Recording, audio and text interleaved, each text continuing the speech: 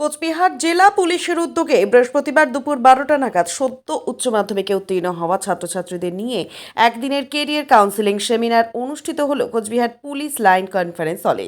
প্রসঙ্গত, এই ছাত্রছাত্রীরা কিভাবে তারা নিজেদের কেরিয়ার গড়ে তুলতে পারবে, কিভাবে পড়াশুনো করে WBPS, IPS, IAS হওয়া যায়, সেই সব বিষয় নিয়ে আলোচনা করেন কোচবিহার জেলা পুলিশ। এদিনের এই অনুষ্ঠানে উপস্থিত ছিলেন পুলিশ সুপার দ্যুতিমান ভট্টাচার্য, অতিরিক্ত police super Krishna Gopal Meena, DSP headquarter Chandan Das, DSP traffic সহ পুলিশের অন্যান্য উচ্চপদস্থ কর্মকর্তারা। এই অনুষ্ঠান নিয়ে কি বলছেন কোচবিহার জেলা পুলিশ সুপার, শুনুন।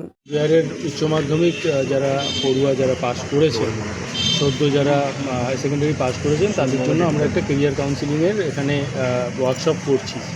তাতে আমরা পুলিশের চাকরি ছাড়া অন্যান্য যে চাকরিতে কীরকমভাবে ঢোকা যায়, এন্ট্রি লেভেল কী আছে বা কী পরীক্ষা দিতে হয়, সেগুলো সম্বন্ধে একটা ধারণা তাদেরকে দিচ্ছি।